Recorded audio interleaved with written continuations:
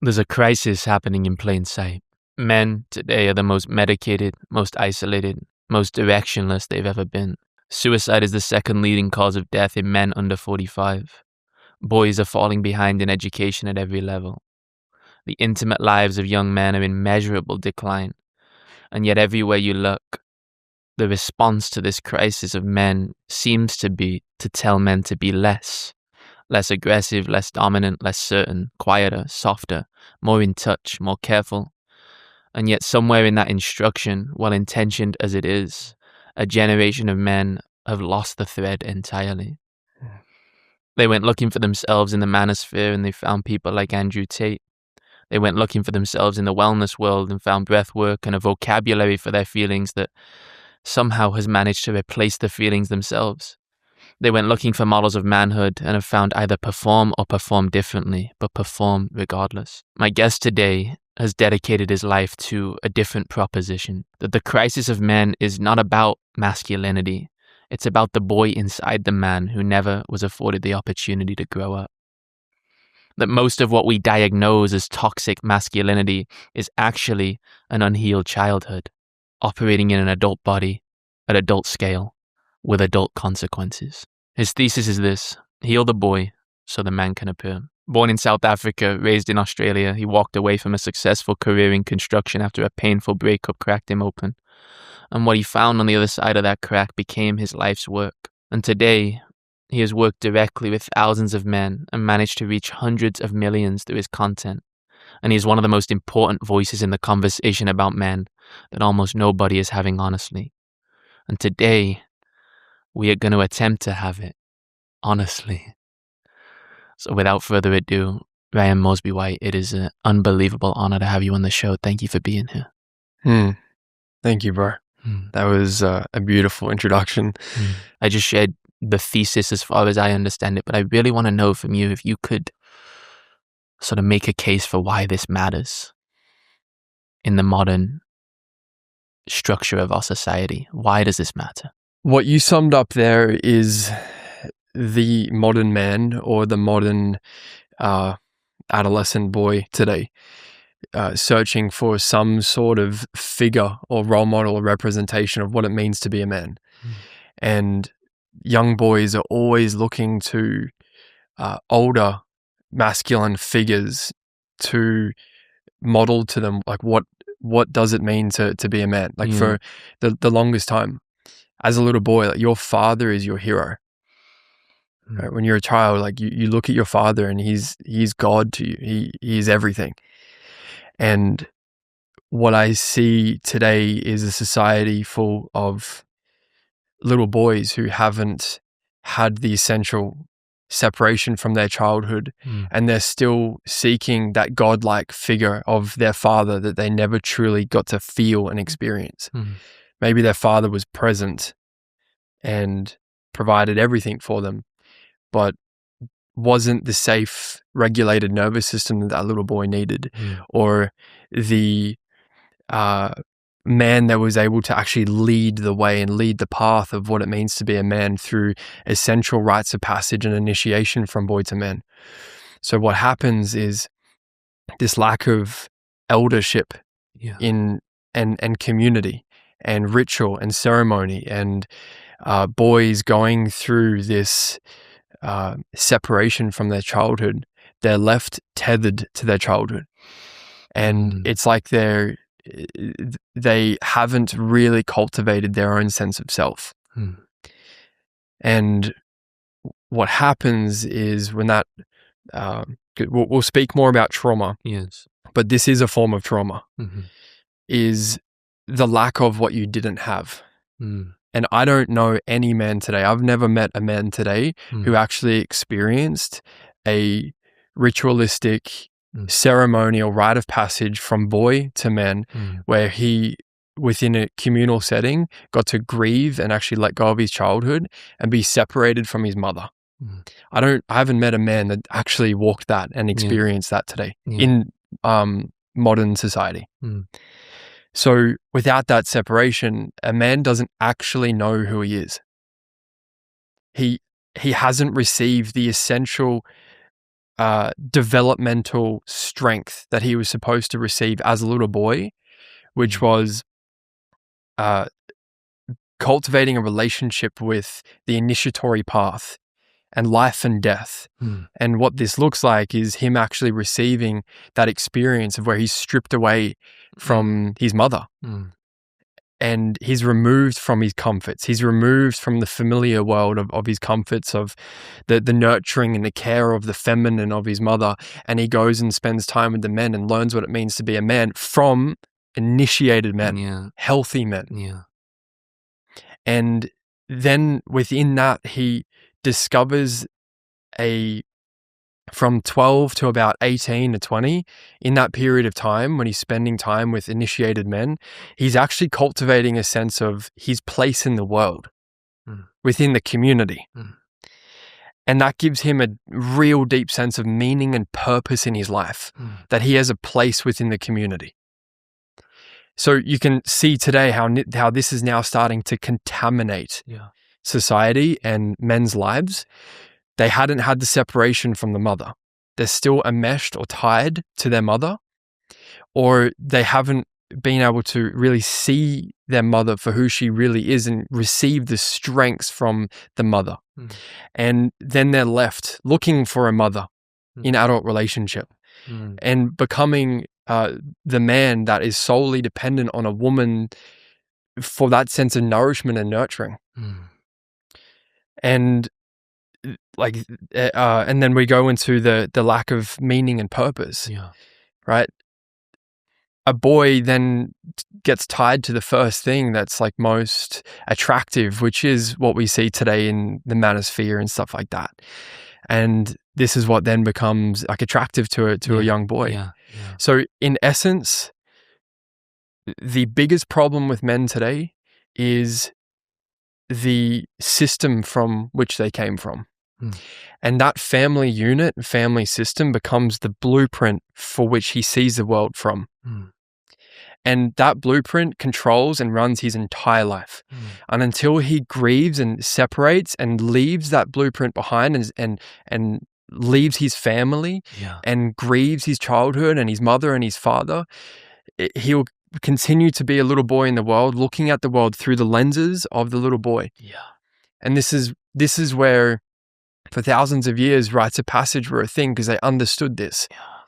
They knew that if a boy or a man was to have a healthy relationship with a woman and a successful relationship and family, he had to separate from his mother.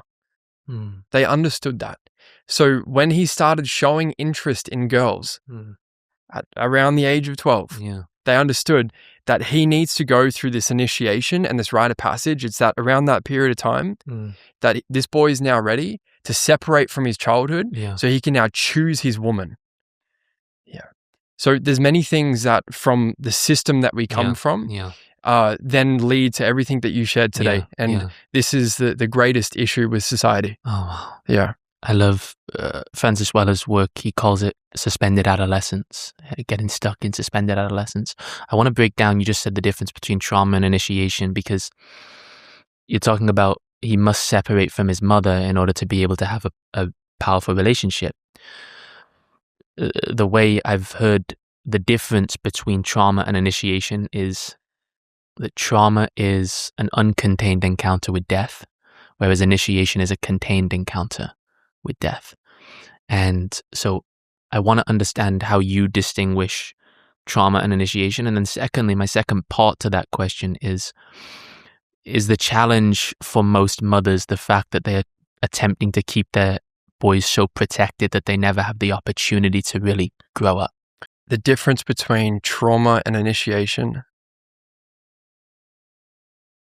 Here's the thing, when it comes to a man being initiated from boy to man, it's going to happen regardless. And what happens is, because of this lack of relationship that men haven't had with initiation and rites of passage, there's an unconscious part of their psyche that's seeking to die. There's an unconscious part of their psyche that's seeking to actually let go of their childhood. So what happens is he's bringing these unresolved childhood wounds into relationship. And from what I see today, and the thousands of men that I've worked with and supported and seen, is that unfortunately, this little boy enters into relationship seeking the initiation that he never received. So he ends up sabotaging the relationship and experiencing the death that he never got to experience. So that's how the lack of rites of passage or cultivating relationship with grief then turns into trauma. But the difference that I see, what you said with contained initiation, is a boy knowing and feeling that he's not alone in facing death. That's why these rituals were done in a communal setting, because it's like, I'm not on my own. Right? I can experience the greatest pain and suffering, and I know that my father stands behind me. I know that my brothers stand behind me. Shame feels like the common underpinning narrative that is infused in male-to-male relationships. Why do you think that is? Well, there's two kinds of shame. There's toxic shame and then there's healthy shame. But the men who are toxically shamed from childhood is, from my experience, a man who never experienced a father who had a safe nervous system that could mirror to this child that all of him is welcome and lovable. Because a little boy is looking up to his father as if he's God. And to have your greatest superhero not mirror back to you through his nervous system, through his regulated nervous system, that like you're lovable, and like no matter if you fail, if you fuck up, if you make a mistake, like I'm here. That infuses and conditions this little boy's nervous system that, I can make mistakes, I can fuck up, I can fail, and I'm okay. I'm still loved. Where toxic shame, that's the healthy level of shame. Toxic shame is because he didn't have that. A child's brain doesn't understand this. It hasn't developed to the point where it can understand, okay, dad's, dysregulated, or he's not emotionally, he's not home today, right? So all this little boy thinks and feels, because children are very narcissistic in their core, that it must mean that there's something wrong with me, right? My father, this godlike figure, to not have his nervous system mirror back to me, right? That I'm okay, that I'm lovable, that I can fail and fuck up and make a mistake, and then he's there. It's not just his words. Do you think that's what makes it so challenging for then a man in an adult relationship to allow himself to be really seen? Because to be seen is almost collapsed with, there's something wrong with me. This toxic shame can come from like your mother or father or anywhere within your childhood. But it mostly comes from the father, because it's like he is God to this little boy. And that will 100% be mirrored back in adult relationship. That toxic shame is when a man just constantly feels like no matter what he does or how hard he tries or how much he gives and provides, it's just never enough. Or his woman's emotional experience or her expression, he sees it as like, if she's not okay, it's because I haven't done a good enough job. So he's like constantly making it about himself. So the toxic shame it's when it becomes personalized. It becomes our identity. So our nervous system was conditioned long enough through childhood that who you are is not okay. And there's something inherently wrong with you. So we then bring this unresolved pain, these old wounds into relationship where your nervous system, it doesn't know time. So when a woman brings to her man her emotions and he sees it as there's something wrong with me, and then he makes it about himself and completely takes it away from her emotional experience, in that moment, his nervous system doesn't know the difference between the little 7-year-old boy and the man today. It just remembers the original blueprint from childhood that he's still operating from, because he hasn't actually grieved, separated, and let go of his childhood. So how in the modern day can an adult man break out of that pattern? Yeah, he has to find that shame-based child within him. This is where relationships are the greatest mirrors, the greatest gifts, the greatest invitations and opportunities into these original wounds, where the original pain, the original grief is. Yeah. And here's the thing, a man can do all of the work he wants in the world, personal development work. He can go to all the events, do all the men's work stuff. He can read all the books, have all of the awareness in the world, until he touches that original grief and allows that grief to bring him to his knees and be in the experience of what he didn't have when he was a little boy. No matter how much he does, all of that will go out the window as soon as his partner brings the fullness of her to him. Yeah. Because that's what happened to me. Tell me how it happened to you. I spent years doing the inner work. And I was even teaching the inner work. I was supporting men. I was, speaking and doing podcasting and all of the things. And I was very intellectually aware of my wounding and my trauma and my mother and my father and my family system. And I was very aware that, when I was seeing my partner as my mother or father, like when we're triggered, it's like we're not seeing our partner for who they are. We're seeing them for, this unresolved emotional memory. Yeah. And then in that moment, it's like, that's no longer your partner. That's now your mother or your father in that moment. Yeah. So I was aware of all of that. Yet she would still bring things to me, and all of that awareness would go out the window. As soon as my body was triggered, it was just like a consuming wave of emotion that would just take over me. And this emotional state would just be my entire body. And no matter how much inner work I did, it would just take over me. And I'd become triggered, reactive, insecure, jealous, shut down. And there was no breath work in the world that could get me out of that. There was no meditation in the world that could get me out of that. I could bypass it for a moment, right? But it was a matter of time before she brings something else to me again, and I spiral, or I react, or I shut down, or I minimize her. So I'd done years of the inner work, and then I was in this relationship many years ago with this woman that I was like, this was it. This was the mountain I was committed to dying on. This was the woman. I was going to marry her. I was going to have children with her. Like, that was it.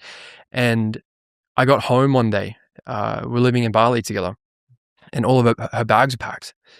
And within 30 minutes, she was out the door. And I'd given everything to this. Everything. I thought I had. I was working with coaches and we're working with relationship therapists, and we're trying to understand healthy communication. And but there was an initiatory journey that I had to embark on, which I hadn't really touched. When she left, and I was left in that empty villa by myself in a foreign country, my entire nervous system shut down, and I went into complete shutdown. My body was going into tremors, like a trauma response. So I was literally like just shaking. I was vomiting. I was literally on the bathroom floor, just like in this mess. And what was happening in that moment, I was like in the fetal position, like literally like vomiting and crying and just in this puddle of just mess. What happened was I was kind of flickering in and out of consciousness between this moment of laying here on this floor and laying on the floor when I was 7 years old and my parents divorced and my mum started seeing another man. It made no sense to my nervous system as a little boy. And I was so fucking scared and so alone. And I had no one to hold me in that. I had no support for my nervous system to be able to collapse into that and actually just grieve that I've just lost my family. And I was flickering in and out of, I couldn't tell the difference between that 7-year-old and this 20-year-old. And it was just in and out, in and out.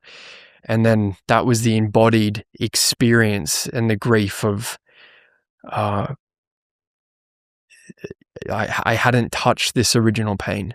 I hadn't allowed this grief to bring me to my knees yet in the way that I needed to when I was a little boy. Yeah. So after that, it was a grieving. I intentionally grieved, mourned my childhood intentionally for 9 months. I went and lived in a forest home in the Sunshine Coast in Australia with one of my closest brothers, one of my best friends today. And he was going through some stuff too. And this is where him and I lent on brotherhood. And there were days where I woke up and, I was going through this deep grief of this relationship. And here's the thing, it had nothing to do with the relationship. And this relationship just awakened me to this lifetime of grief that I held around my heart, which kept my heart living in such a fucking state of fear in relationships.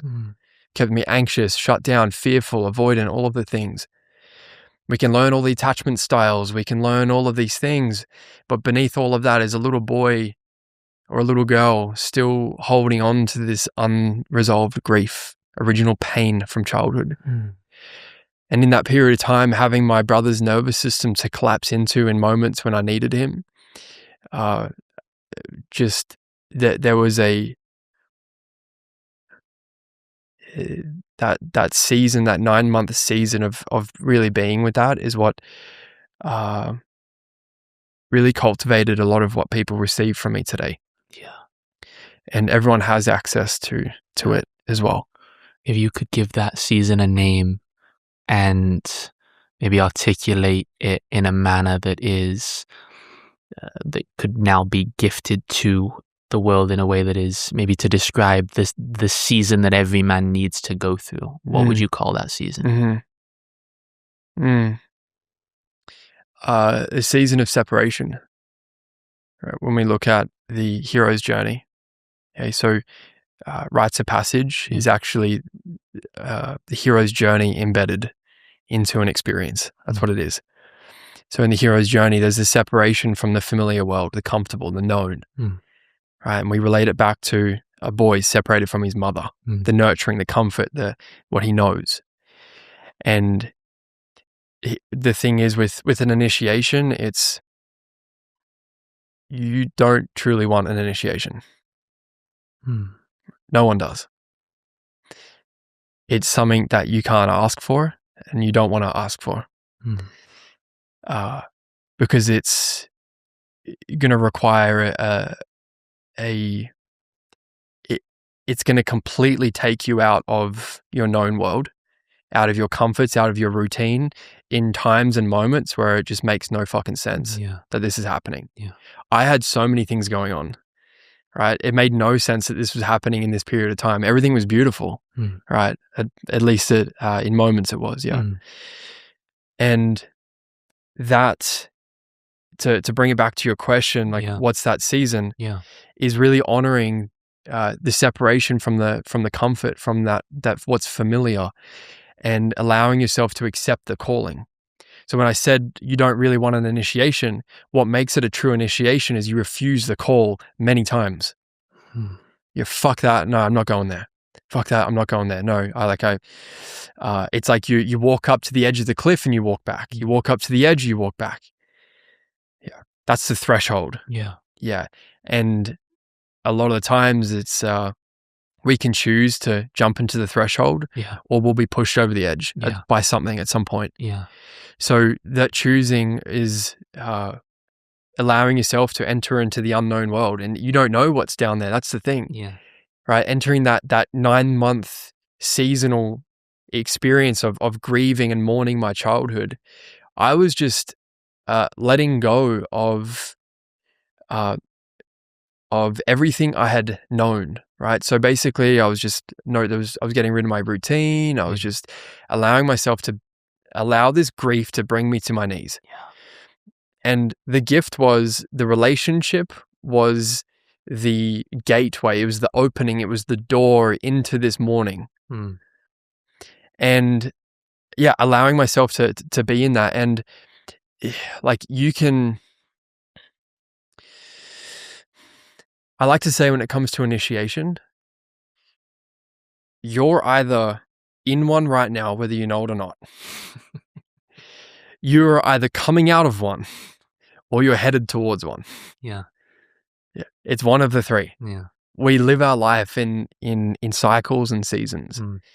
And when we really honor the initiatory path, we allow ourselves to actually like go into that darkness and be in it and marinate in it and allow it to take us where it wants to take us. What are the most common ways that you see a man avoiding initiation? Yeah, I mean, oh shit. We look at, I see a lot of men in biohacking and hyroxing their way around their grief. Yeah.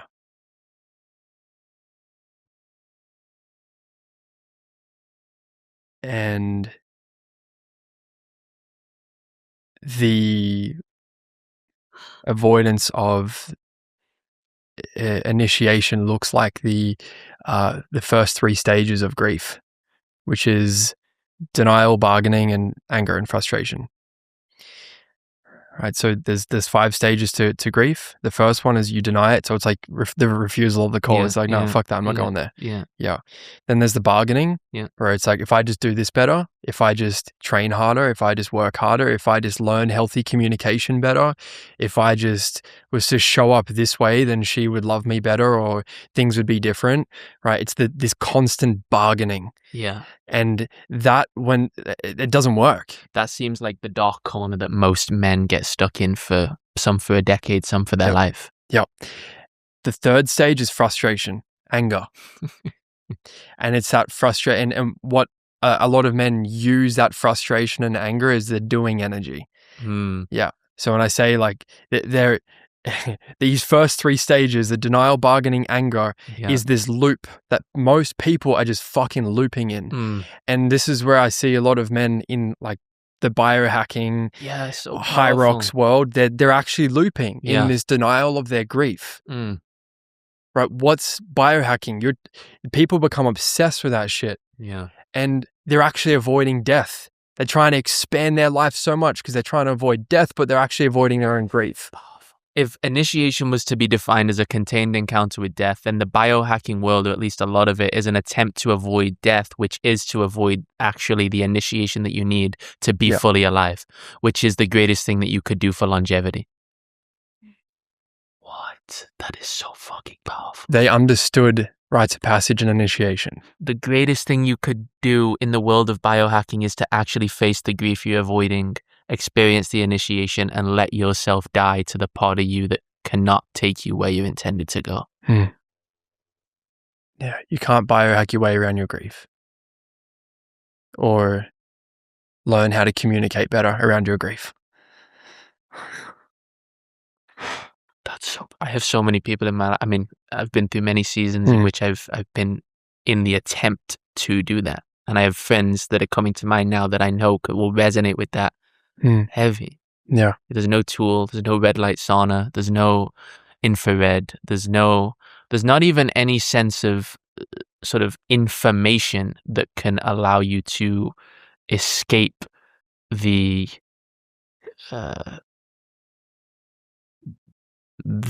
path or the part of the hero's journey that is to be with all the things that you never received. Yeah. Look at like running culture today. Like run clubs have exploded. People are craving community and avoiding grief. They're literally running from their grief. They would rather run a fucking marathon than sit with their original pain from childhood.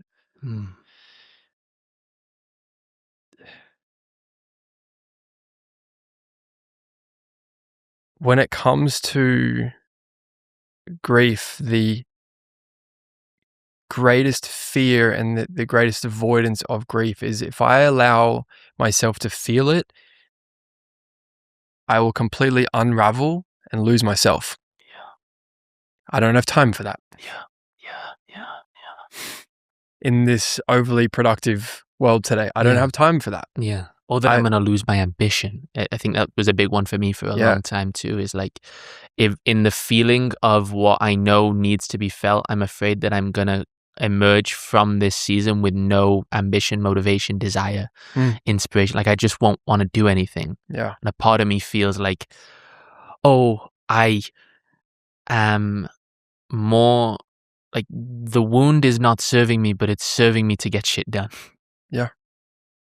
So then you climb to the top of the ladder and you realize this isn't climb the wrong mountain. Yeah. When I was 22 years old, I'd built a successful construction career and I was doing amazing work, and I wanted to kill myself often. And what I was wanting to actually kill was the part of me, the younger part of me that was actually seeking to die. It's what a lot of people, right? I don't take, suicidal thoughts lightly, but when it comes to initiation, rites of passage and this work and men healing the boy, it's typically a younger part of them that's actually seeking the death. Yeah.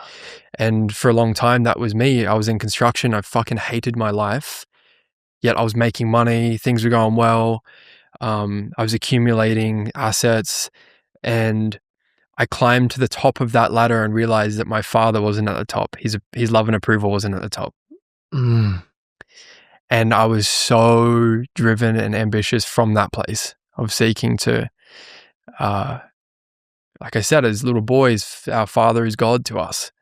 And I will sacrifice my entire life to prove to you that I'm worthy of being here. Yeah. To just circle back for a moment to the grief. Yeah, please. There's the looping. Yep. So people stuck in that loop of grief, avoiding it, and they get to denial, bargaining, and then frustration and anger. Okay. And typically what happens here is the looping, and the men either express that anger and frustration in ways, or they put it towards their mission or their purpose, or their training or whatever like that. But what actually happens is, because they haven't crossed the threshold from those first 3 stages to the 4th stage, it becomes this undercurrent of anger, sadness, depression, loneliness, anxiety, worry, doubt. It's like this undercurrent beneath it all.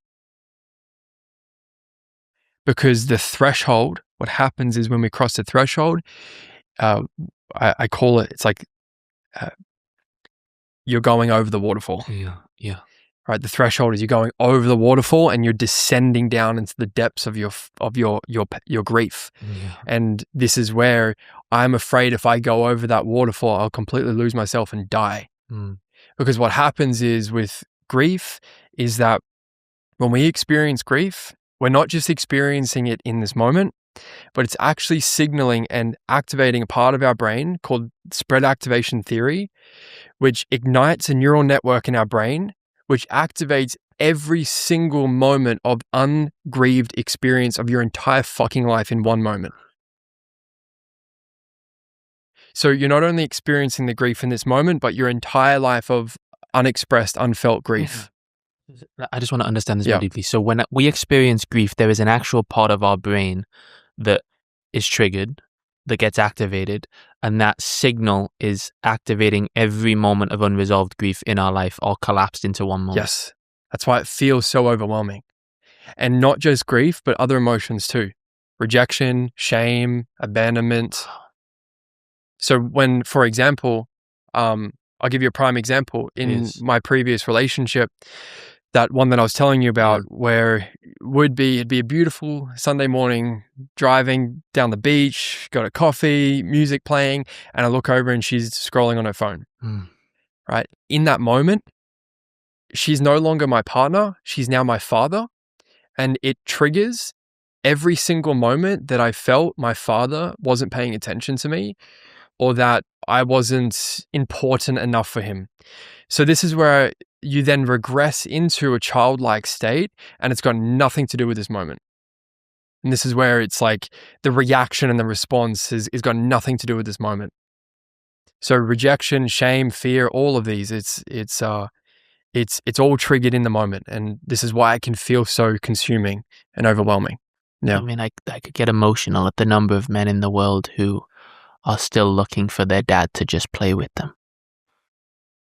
Still hoping their dad would just, I mean, I resonate with that in my own world, and like just make an effort, you know? Mm. Is that a common thing you see in the men that you work with? Like of course, some of the greatest dysfunction, you know, most men behind bars are, if you look at their history, absent fathers, you know, but physically, but then there's also the conversation about the men who grew up with fathers that were physically there but emotionally absent. Do those equate to similar sort of experience? Like, is the physical absence the importance, or is it the emotional absence that is the importance? Great question. First of all, there's a really incredible thing that you got to go and watch called, I'm pretty sure it's called the step-in circle or the step-in experiment. Step inside the circle? Step inside the circle. The prison circle, yeah. So powerful. Every single man that stepped inside that circle was either emotionally or physically abused by someone in his childhood as a little boy. Can we find that video, the step-ins? I just want to get your feedback and thoughts on that video. I think it's so powerful. Just watch the first...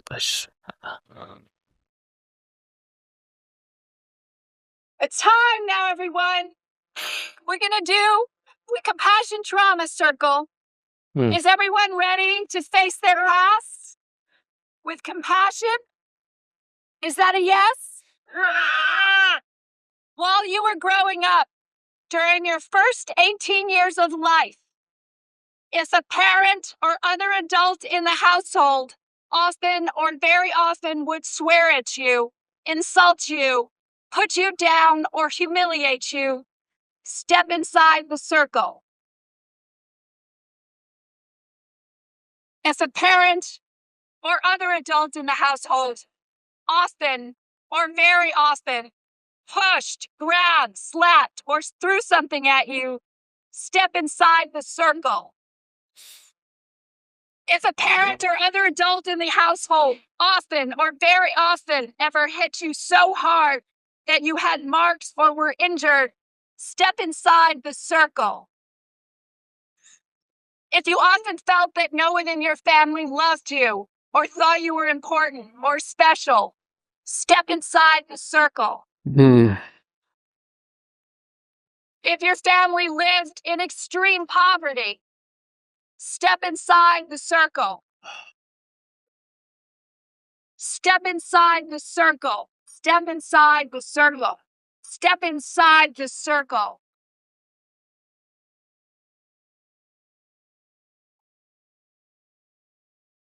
There is no shame. There is no shame. Fuck, man. When I watch that, all I see is little boys standing around. Still,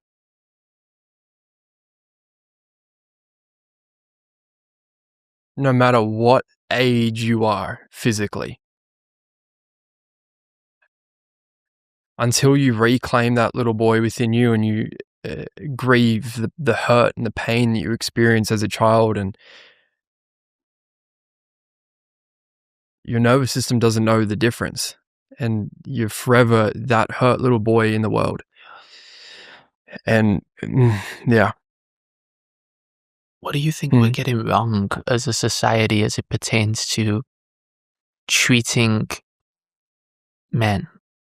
Like, the most dysfunctional men in our society don't need to be put behind bars. They need help. Yeah. They need to be seen. Yeah. They're not a problem to fix. There's nothing wrong with them. They're not some project to fix. Men just want to be understood. There's a little boy in every man that just wants to be understood. And there's a little boy that's seeking to be held in the way that he needed as a child. And people don't understand that. Men don't even understand that. They feel needy, insecure,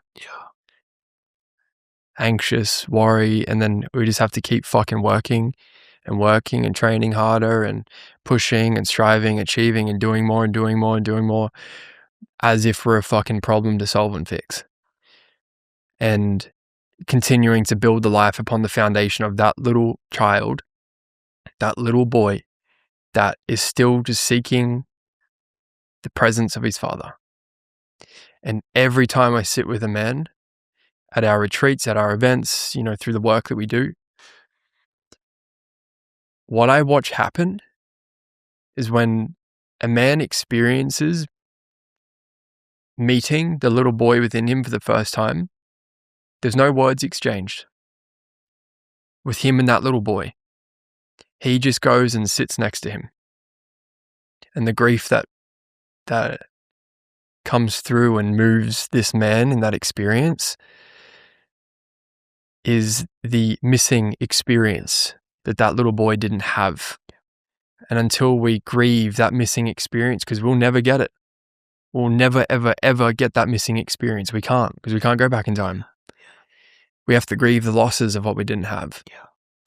Until we do, those losses will control and dictate our entire fucking life, and we'll just think it's who we are. Those poor men, like in the, see that in the prison. Like I don't see convicts. I see hurt little boys that are acting out their wounding to the world because there was no one to hold or support him, and for his little nervous system to be able to collapse into, to feel safe, to feel like he's part of something, to have purpose and meaning in the world, to be part of a communal brotherhood and to have his place in the world. This is what happens. There's something so powerful even about like the number of men that are in pursuit of healing themselves.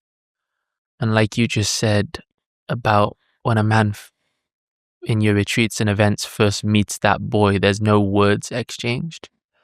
It's like the recognition that boy never wanted to be healed. He just wanted to be held. Yep. And he doesn't need you to fix him. And all this work you're trying to do, fixing him, is actually part of the challenge, and part of maybe the wounding is that you think you will finally be fixed enough to be enough, and he just wants to know he's enough as he is. Yeah. And it perpetuates the trauma. It perpetuates the disconnect because you're doing the inner work, you're doing the biohacking, all of the stuff upon the foundation of that little boy, and you're moving further and further and further away from that part of you that just wants your presence. And men will spend their entire life running from themselves doing this. Yeah. Until something uncontrollable that they can't control brings them to their knees, and they have no other option but to ask a greater question of, what the fuck do I do now? And it's typically when the woman that they love more than anything leaves them. It's typically when they lose their family.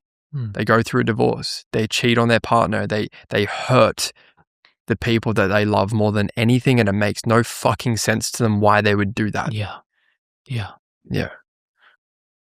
And let's go into women and intimate relationships for a moment. There's something I heard you say that I just thought was so powerful that I want to hear your perspective on. The feminine.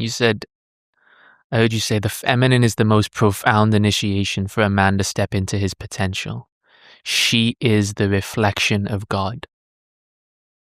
What does that mean? When I say she's the reflection of God, a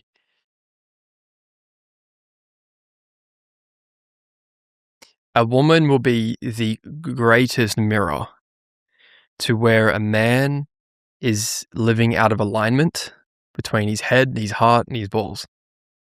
Where he's living out of alignment with his deepest integrity.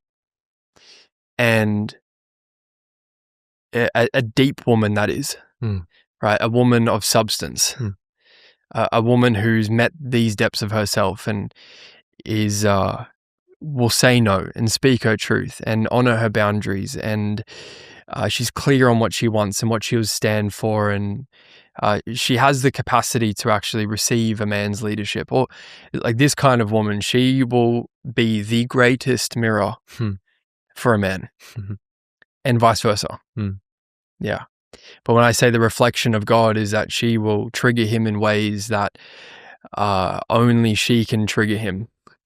And those reflections are godlike. Mm. There's a higher consciousness moving through the dynamic where she is just the perfect mirror and reflection of his original blueprint of relationship. When we enter into relationship, we are carrying this original blueprint and roadmap that has unresolved emotions attached to it. Yeah. And we typically choose partners based on that blueprint as well. I mean, even that reflection or that reframe can be a dramatic shift in how a man perceives his relationship alone. If you start to see your woman as the reflection of God, then she can't simultaneously be in the way. She can't simultaneously be nagging. She can't simultaneously be all the things that we in our wounding tend to use as to why we have to just get away from me.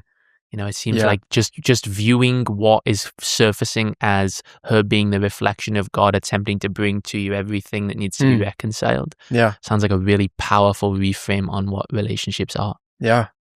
And when I say she's the reflection of God, what I also mean by that is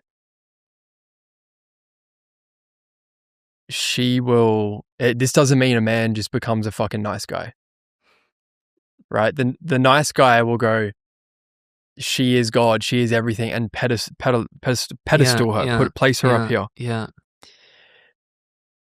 Sometimes the reflection of God through her is this man actually standing for himself and no longer not speaking his truth and honoring what he needs and really being clear and discerning on, you know, what's healthy and what's in alignment with him. Yeah. And that reflection is, you know, it flows that way too. Yeah. Maybe it's saying no to a woman that's emotionally unavailable and can't actually meet you in relationship. Yeah. Like that's also God Yeah. in front of you going, hey, are you willing to say yes to what it is that you actually want? Big time. Yeah.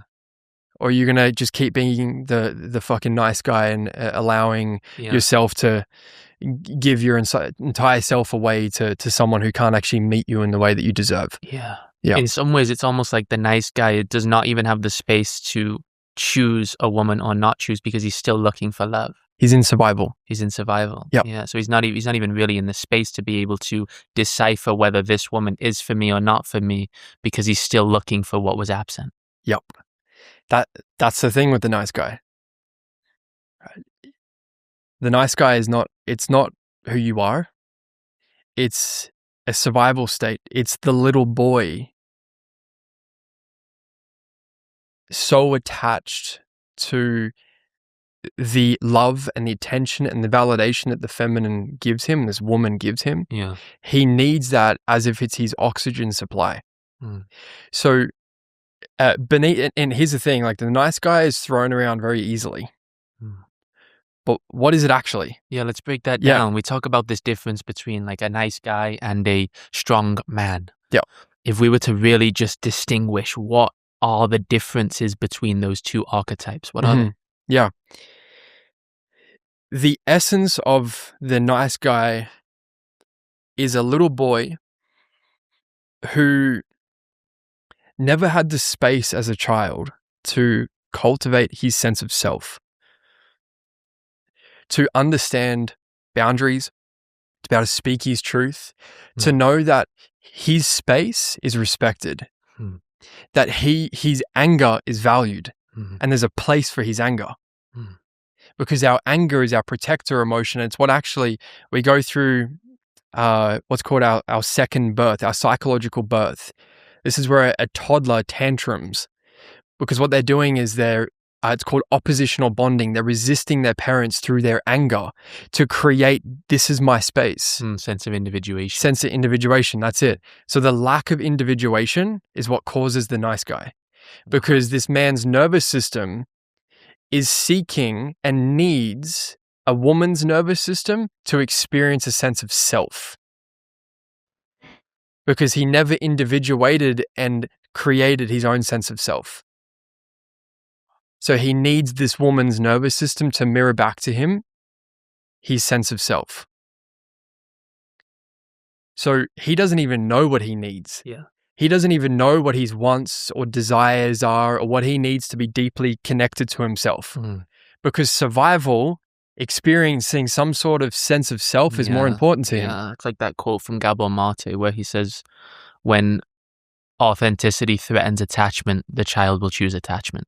Yep. And oftentimes there are men, adults, living in this sense of suspended adolescence, still prioritizing attachment when what they're really looking for is authenticity. Yep. And the scary part about all of that is this lack of individuation leaves a man as the nice guy who never actually knows who he is.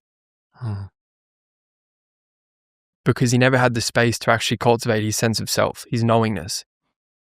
So he becomes a nice guy who loses himself in relationship. He can't speak his truth because he doesn't even fucking know what his truth is. Right? Someone says, someone's like, be yourself. He doesn't even know what that Speak means. your truth. Yeah. You don't even, what is that? You don't know what that means. Yeah. So there's so much more beyond just the nice guy. Yeah. It's this nervous system stuck in a state of survival as this little boy, as you just said. Gabor Mate shares that it's attachment versus authenticity, which is we would rather be and become whoever the fuck we need to be to get our needs met than be ourself, because that's survival. If we don't get that as children, we die. While at the same time, our soul is longing for this sense of authenticity, and that's where the conflict comes in, right? It's like the need for attachment is in conflict with the desire for authenticity, and sounds like that is at the core of most people's lifelong challenge. Yep. This is the essence of anxious and avoidant attachment. It's So how do you then clarify the man listening to this right now who can feel that sense of like, fuck, I am a people pleaser. I have been the quote unquote, maybe symbolic nice guy. I do embody those archetypes. I don't know what I want. I haven't had the chance to fully clarify who I am. I do find myself when I get close in deep, intimate relationships, I do lose myself easily and often. I am resentful. I am just frustrated at the fact that I don't know who I am. What's the next step for him? Yeah. The essence of the work that we do here is we help men individuate and separate from the little boy within him. Because until he does that, he can't tell the difference between the boy and the man. He's enmeshed. He's got the polarized lenses on of the child. He can't tell the difference. So that's the first piece. But for someone listening to this, like a very practical thing you can start doing from this moment is start saying no. Like fucking owning your no. And that's your practice. And it's gonna feel selfish. Right? You're gonna feel like a bit of a dick. Yeah. Because for someone who spent their entire life abandoning and neglecting themselves, finally saying no is gonna feel very selfish. Yeah. So owning that no and really prioritizing, individuating and separating yourself from your partner, from your enmeshments in your life, and starting to get clear on who am I really? Yeah. And the truth is behind that is until a man reclaims a little boy within him, he will never actually know who he is at his core. Right? But a very simple thing is the practice of standing in your truth, owning your no, and embodying more of the warrior archetype. Yeah. The one who's willing to fucking stand for something. Yeah. Because a nice guy, he can't stand for anything. No. He can't own his no. And the sad part about all of this is at the beginning, especially of a relationship with a woman, the nice guy will come across as the safe man. Over time, a woman will feel so deeply alone with a nice guy that came across as the safe man in the beginning, that would do anything at any time. He's always readily available for her, right? Because no one can actually respect a man who can't say no. Because a man who can't say no is controlled by that very thing. Yeah. Yeah. And there's no self-respect. There's complete absence of No self-respect as well. Yeah. And your nervous system can't trust someone who can't say no, because you know that there's no alignment, there's no groundedness in who they are.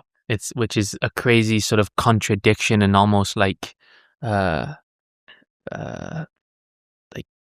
complete perception shift in the respect that the nice guy might initially feel that by saying no she will trust me less or respect me less, but it's actually that in the absence of being able to say no she can't trust you because she knows she's not getting you.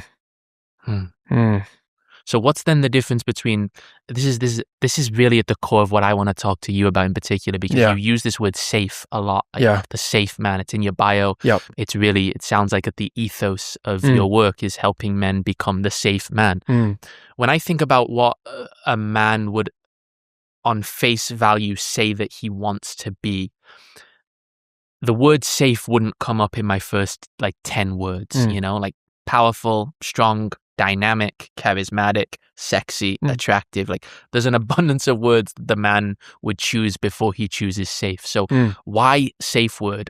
Why that word? What does safe mean? And yeah, how would you define and what is your argument or case? Not that you have to develop an argument, but what is the case for that word? Yeah. And this plays into my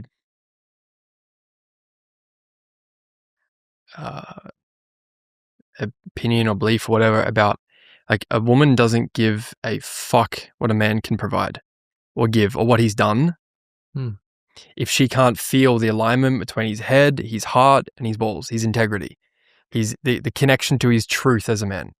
You can be, and I've worked with celebrities, I've worked with some very attractive people who are very successful, very physically attractive, have it all, right? Yet their woman still feels emotionally unsafe with him, and it's the reason why their relationship's not working. You can have all the stuff, you can look a certain way, you can have all the money, I guarantee it. If a woman can't feel your presence, she can't feel the depth of connection that you have to your truth as a man. And it's not through words, it's a felt sense, it's a presence.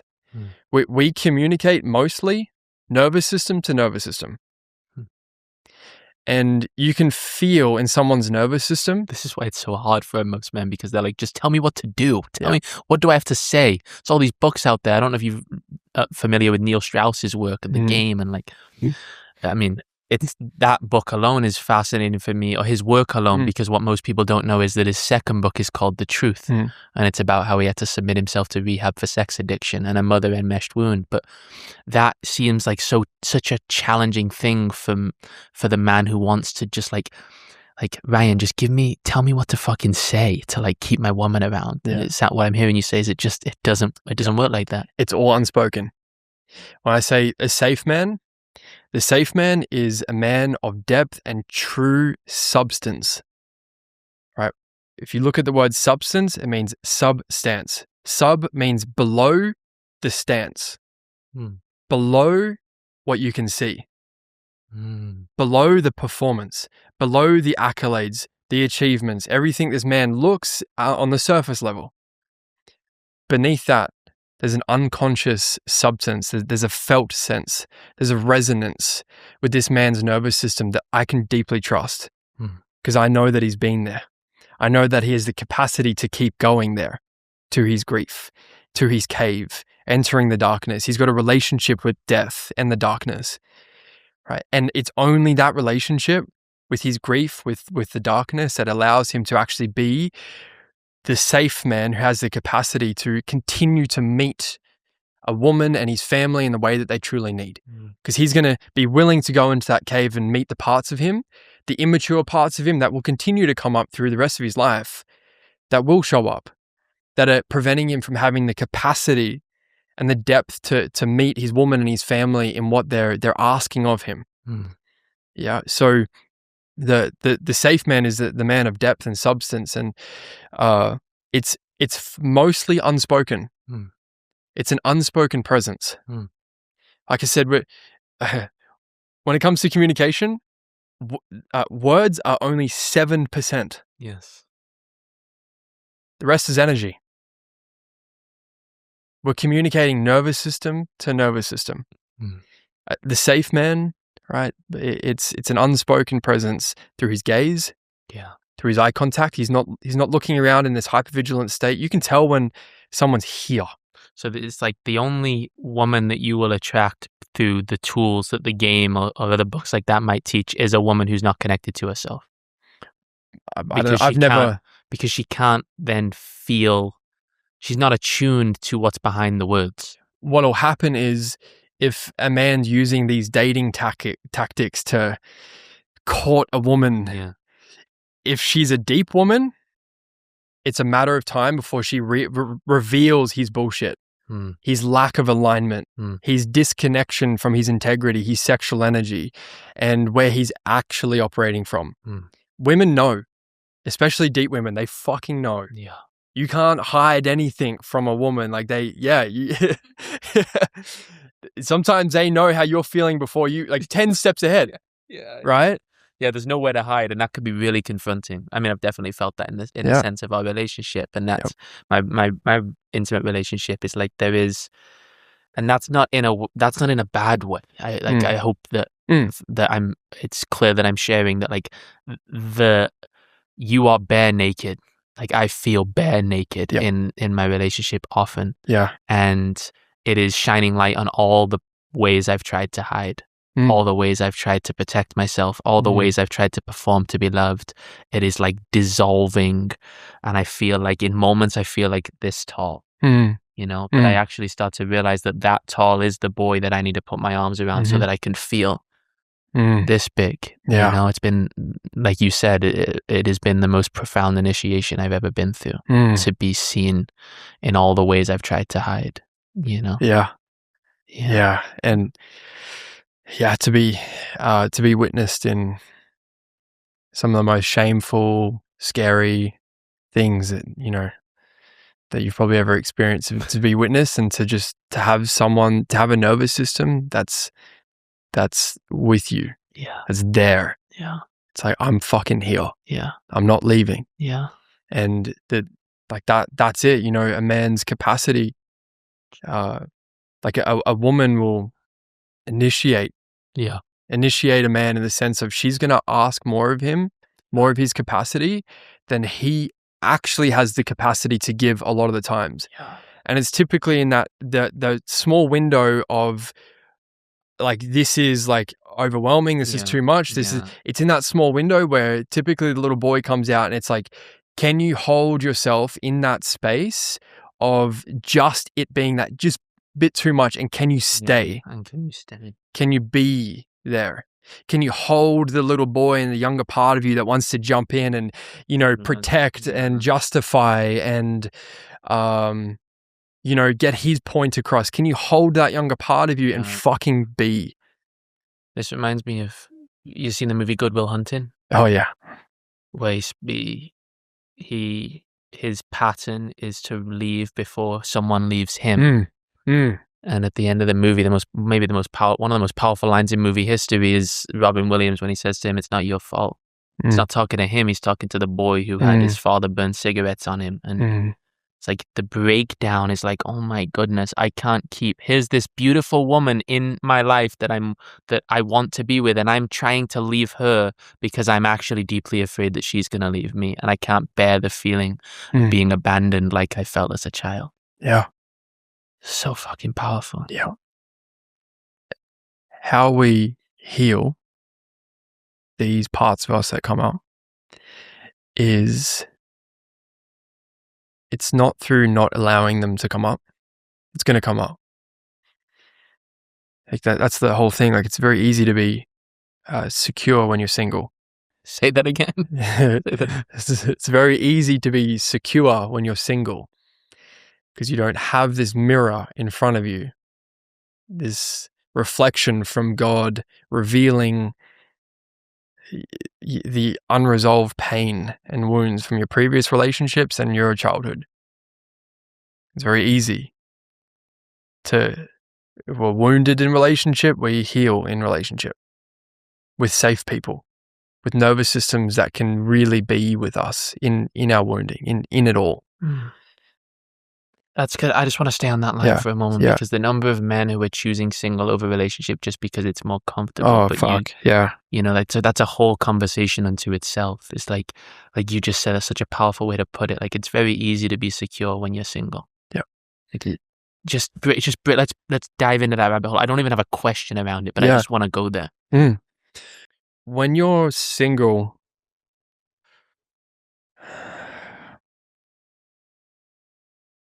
it's it's easy to feel like you've got yourself, like you've done the inner work, or you no longer get triggered, or those behaviors or patterns are no longer playing out, or whatever, because our wounds are relational.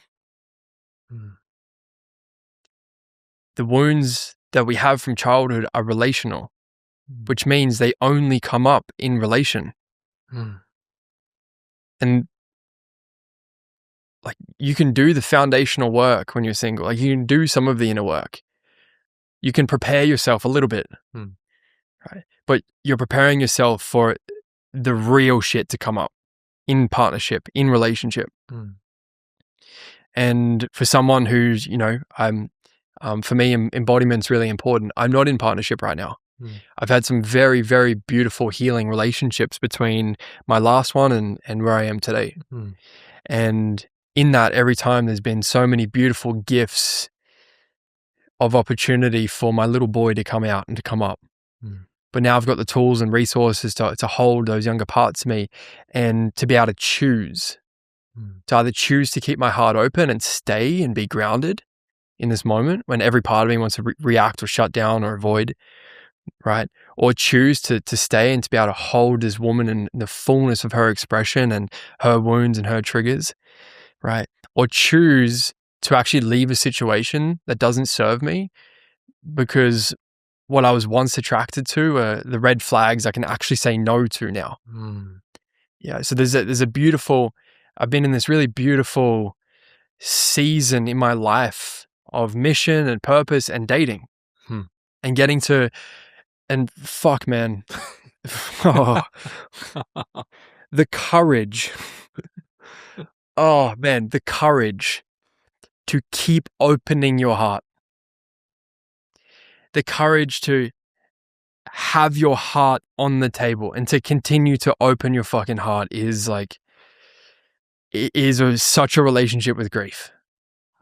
And I've been in this beautiful season of dating in this intentional way of getting to really get to feel someone and have my heart on the table and be able to really honor what I need and what's most valuable to me and my future family, and to be able to be really clear on that. And if it's not a full yes, and if this person isn't able to meet me, it's like, that's okay. It's like I have the capacity to continue to have my heart on the table and say no. To grieve, to feel, to process that, then it's allowing myself the spaciousness to welcome in the next connection. It's like, it's this intentional experience that I'm having right now of like, I'm calling in my woman, not just my woman, but the mother of my children. Yeah. The one that I'm going to be, you know, meeting the deepest parts of myself with. Yeah. And I don't take that lightly. No. Yeah. So, you know, there's so much there that, you know, I could speak about when it comes to dating in this way, and, you know, the awareness that I have in the embodiment and dating. But to come back to your piece, it's like, I see a lot of people, that's the thing. It comes back to grief. People avoid having their heart out on the table because they can't deal with the grief of having to say no to someone or the grief of being rejected. Like, they don't have the capacity to be with that. So it's like, hey, like my heart's not here anymore. I'm just going to keep it here and to myself, and I'm going to isolate and go build my business and go continue to do high rocks competitions and biohack my way around my grief, and instead of allowing myself to have the level of courage to have my heart on the table. Like that's the gift that grief gives us. Yeah.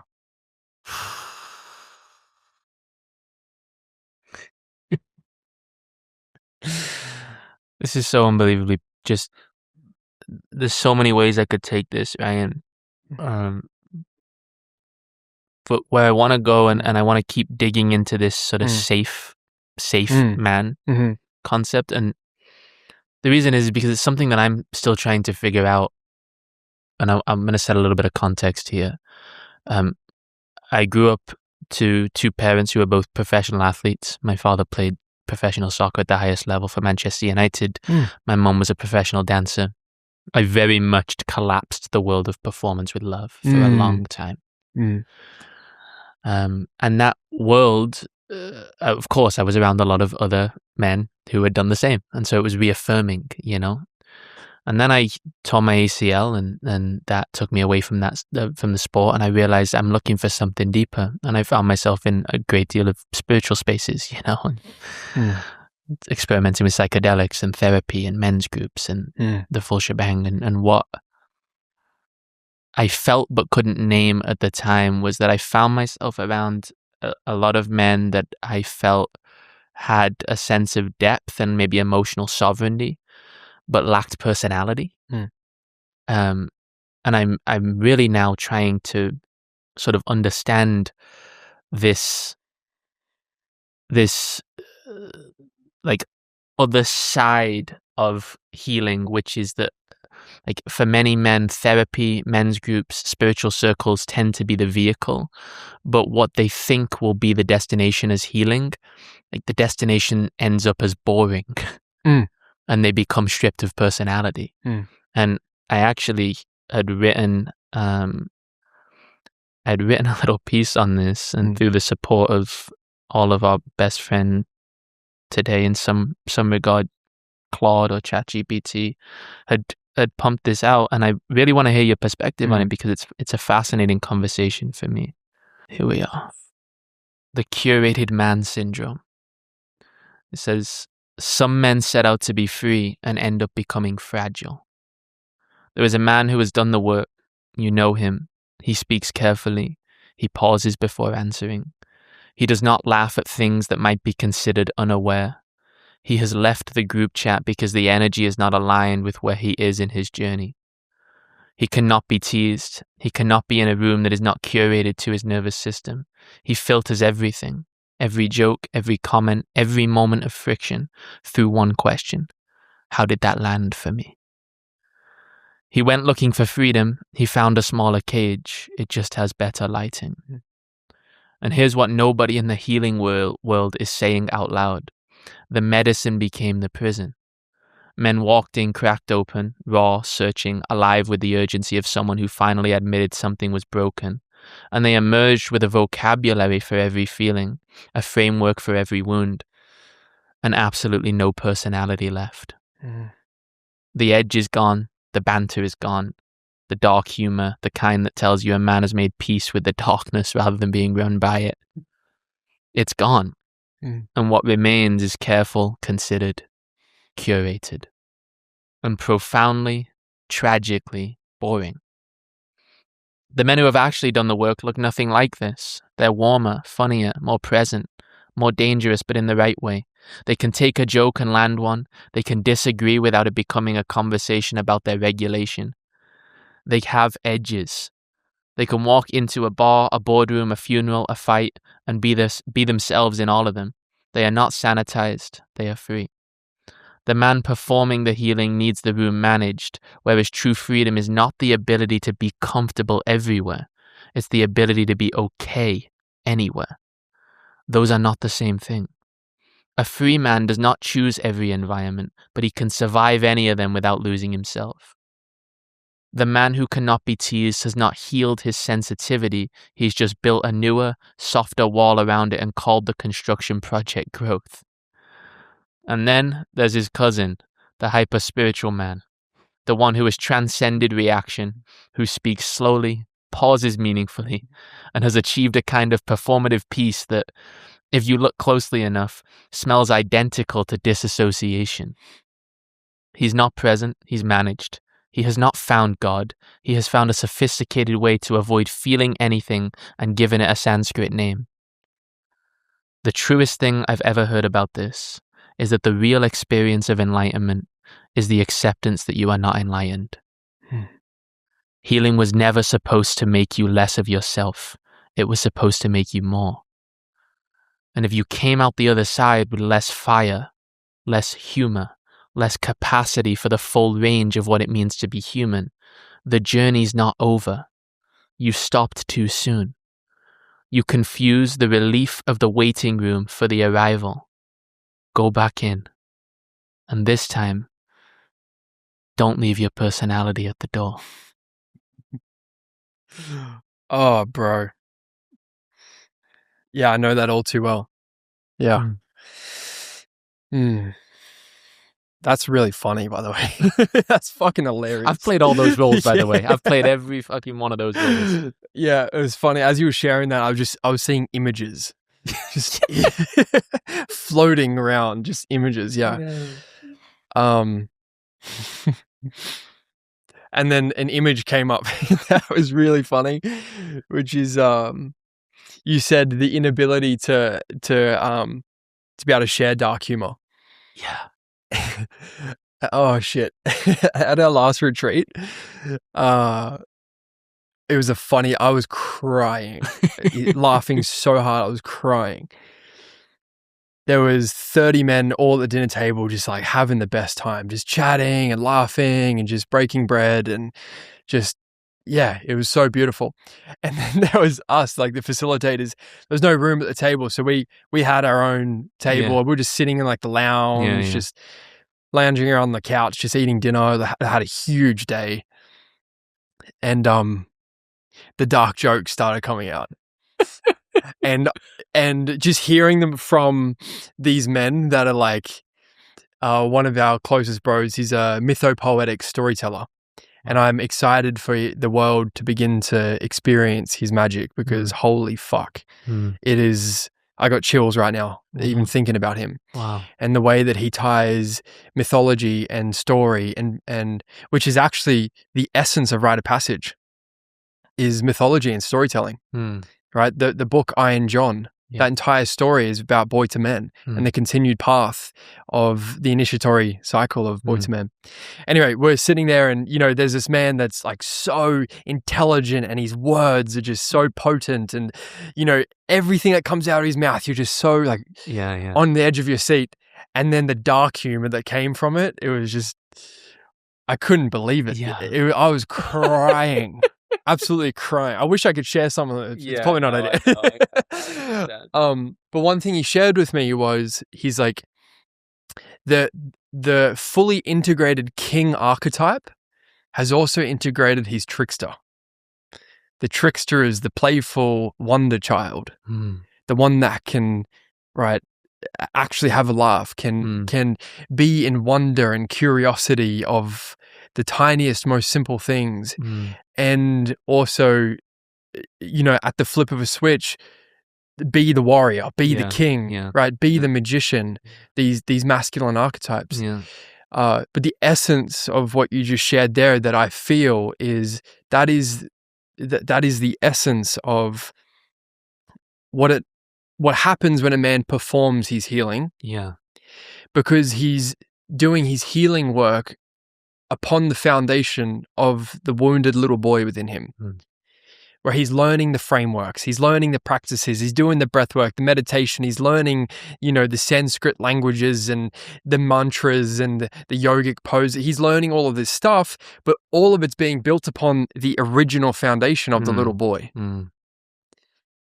And to come back to that wonder and that play and that awe and curiosity for life. And remember the individuation, the sense of self, having that personality, it comes through entering the cave of our childhood, separating, grieving from our family system and reclaiming that little boy. And I like to say the closest you'll ever get to God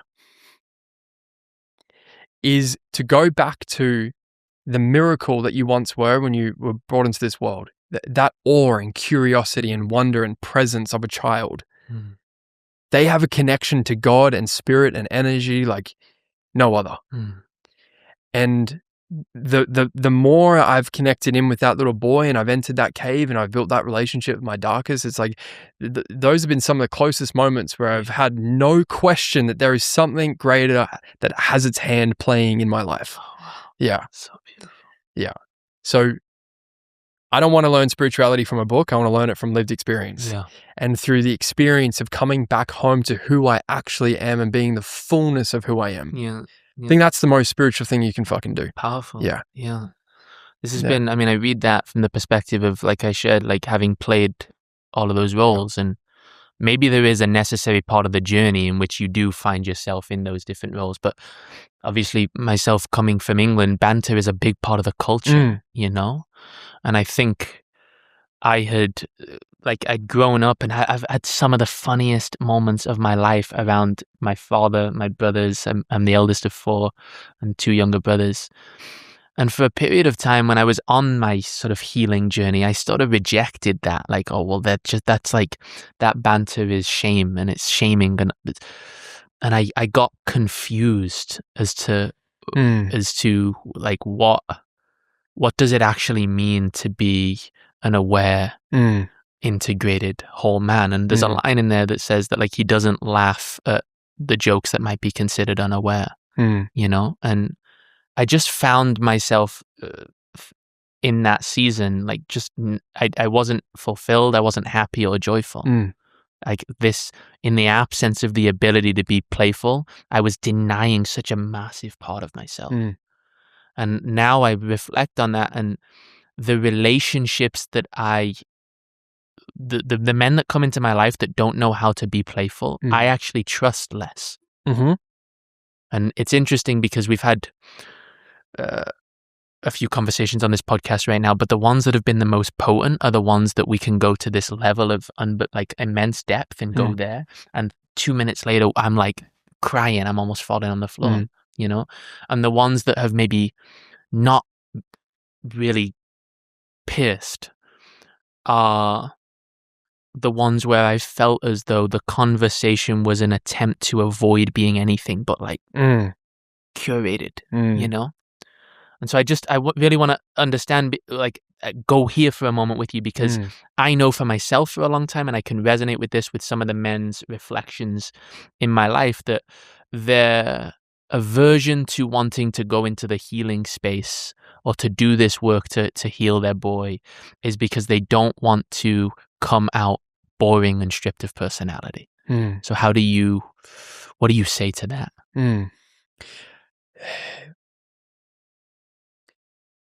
I think with all things, it's like one of my favorite quotes is around sex is like, the sex is feral because the safety is real.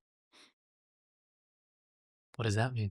Like the sex can just be fucking wild because of the depth of safety that there is, and that's been cultivated, and the foundations and the relational dynamic that you've invested time in building and cultivating. Therefore, the sex can just be wild. And I feel it's the same in this situation where it's like the banter can be there, the jokes can be there, the fun can be there because the safety's there.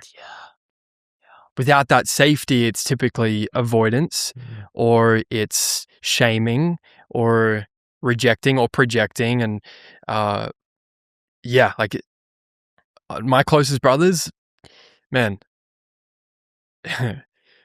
we joke and play around and there's so much banter. And they'll say things to me sometimes where some people will be like, holy fuck, he just said that to you? I'm like, I know he loves me. And I know where that came from. And it is like, you know, that's that level of like, we can go there because the safety's real. So there needs to be that level of containment. And it's, you know, it's the people that you surround yourself with. Totally. I think it's your environment. I think a lot of men who are looking at the healing communities from afar maybe get this confused. It's like, like all of these men look so sensitive. Mm. You know, they look so sensitive, like tuning into their Mm. feelings and like a whole brother. And, Mm. you know, this is what I'm feeling and the sensation. And there is this thin line between being in tune and Yeah. being overly sensitive. And like, how do you sort of describe the difference between them? Mm. Yeah, the most masculine men that I know have range. And it's about the spectrum and the range. In one moment, they can be a fierce leader and be so direct with you. And then the next moment, you can feel their heart, like sensitivity. And the next moment, they can be in song or dance or prayer or meditation. And another moment, they can be in their warrior, and it's like that energy of like, don't fuck with me. Like I could kill. I have that capacity. It's the range, and it's the and wherever we resist going within that range is the work. So there's a lot of, you know, spiritual, floaty men. Their range is very in that, you know, when we look at the energy centers, the chakras, right? They're very much from the heart, from the heart up. It's very much out here, up here, ungrounded, floaty, up in space. The work is to anchor that in, to integrate more of the king, more of the warrior archetype within them. They've mastered probably the magician and the lover archetype. It's time to actually step into mission and purpose and leadership and actually begin to serve something that's greater than yourself and become the man that's actually asking of you to truly step into. It's about range. Yeah. Because being sensitive is beautiful. I don't trust a man who's not sensitive. Right? To be sensitive is to be in tune and in touch with your heart space. Right? Our heart, right? The energy center of the heart literally extends out into our fingertips. And when we think of sensitive, we think of, you know, like a sensitive fingers, right? So to be sensitive is to be in tune and deeply like connected to your heart. But that's only one part of the spectrum of being masculine. Yeah. And men do lose themselves in that. Yeah. So, sounds like there's a fracture between, not a fracture, but like the sort of two sides that most men might fall upon is, you mentioned was it the magician and the lover over here, which is the man who's up here. And then the other side is the man who might be the king or the warrior. Many men maybe are just the warrior, but have not mastered the lover. It's almost like there's a fracture between, like, there's this side of like the integration of men who have mastered or maybe find themselves most often in this magician lover archetype. The feminine. Yeah. And then there's this man over here that is really afraid of going here, but has, maybe you might say, mastered, although I'm hesitant to use that word, the king and the warrior. Yeah. You can't master the king and the warrior if you haven't integrated the magician and the lover. Right? The king archetype only comes online, right, actually later on in life, to around 40 years old, where the king actually comes online. But if you think of the archetype of a king, they have a kingdom. They're a leader. He has a greater vision and mission and purpose in the world that he's serving and actualizing. He has people that he's delegating to do things for him. He's got warriors that serve a mission for him. Like really think of the king. And people throw that around very easily. Like a lot of men think they're in their king energy. But I'm not even, I definitely express the king archetype very heavily in myself. But I wouldn't say that I'm like in the fullness of my king energy. Like there's a lot of integration in other areas to actually get to that place. So I don't throw those around lightly, but what we're speaking about here is like, the integration of the masculine and the feminine. And I used to operate a lot in this world of the masculine and feminine and, being integrated more in them. And then I started to realize that most of that is the byproduct and representation when we actually receive the strength from our mother and our father. They are a first representation of the masculine and feminine energy. And when we hold wounding towards our mother and father, and we haven't actually separated from our family. A man hasn't broken up with his mother. He's still connected to her emotionally. And a man hasn't left his father and his family system where he can actually choose his family. Yeah. He isn't able to choose the strength from his mother and father, which is the masculine and the feminine. Yeah. So when we hold mother and father wounds, we're actually blocking the life force flow of energy from our mother and father, the masculine and feminine, to enter into our life. Yeah. This is where, like, I'm very passionate about family systems. Yeah. And how much, like, we want to do the inner work. We want to become the king. We want to do all these incredible things. We have to, and we want to meet the deepest parts of ourselves. We have to go back to the roots from which we come from, because the roots is the essence of the tree. That's where it all began. And to work at the root is to have a direct impact in how you show up today or don't show up. Yeah. I think that's a beautiful place to end it. Ryan, this has been an amazing gift for me. Just thank you for the size of your heart, and thank you for your wisdom and your willingness and ability to stretch across a variety of concepts and topics and nuance, and also just the patience with your shares has been really beautiful for me to see. Like, you're not being quick to go to an answer, to really sit with what feels true for you is wonderful. And this has been a deeply fulfilling conversation for me. So thank you so much. And for the people who are listening to this right now, maybe particularly the man who's listening to this, who is fascinated to want to learn more about you and your work and what you've got coming up, where can people find you and what's on the horizon? YouTube. There's probably hundreds of hours of trainings and teachings on YouTube. Instagram, Facebook, just my full name, Ryan Moresby-White. And if people just follow there, they'll be able to stay up to date. Yeah, we've got retreats, our retreats that are, we've actually got a documentary coming out in 2 weeks. Wow. Yeah, about the retreat. Wow. And the work that we're really doing with men, and the journey, which is a 5-day rite of passage, the rite of passage that men never received. Wow. Yeah. So our episode will be coming out maybe just after that. So we'll make sure to put that in the show notes if you send me the link to that. Yeah, that'd be beautiful. Yeah. Yeah. Amazing. Apart from that, bro, I'm just grateful to be here in a beautiful place. And thank you for having me, man. Thank you.